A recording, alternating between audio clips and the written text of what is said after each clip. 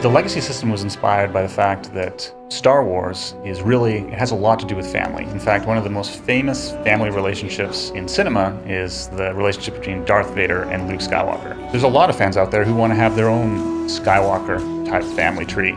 And the ability to create your own last name and to create essentially your own family dynamic, I think is going to appeal to a lot of players. No one's really ever done a system where your characters have these ties. People sometimes like to imagine that their characters are related to each other, but it's been a part of our design to actually really make that official since the very early stages of the game. In our system, you can actually build sort of that relationship tree and say, hey, this guy was the parent to this guy, and this guy was the brother to this guy, and this guy was the ally to this guy, and sort of get a map of how your legacy all relates to each other. There is a ton of content that you're not going to see on a single character, with different things that are coming everywhere from the flashpoints, the 8 different storylines, and all the different information, and the legacy is a way to tie everything together. A big part of what we're doing at Legacy is making it easier and more convenient to play your next character and the character after that. Because you've already spent this time with your main character, maybe there are some things that your next character learned from his father or from his mother that make your journey through the world easier the next time. You gain legacy experience points from doing the same activities that you gain normal experience points from.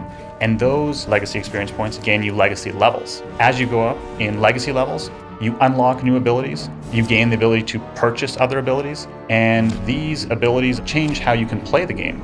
Getting social points in the legacy system will now give you roleplay emote packages. So we went through the entire game and we found every great piece we had, and then we created some new ones. One of the things that we wanted the legacy system to do was have a little bit there for all the different type of players.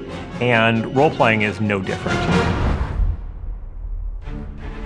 One of the most exciting things we're doing is species unlocks, which allow you, if you take a character to level 50 with a given species, then you'll be able to roll your next character as that species. So if you take a Sith Pureblood to level 50, you'll actually be able to roll a Sith Pureblood Smuggler or Jedi Knight because your father was a Sith, and so even though your character's on the Republic side, he's a Sith Pureblood. We're doing that for every race and class combination.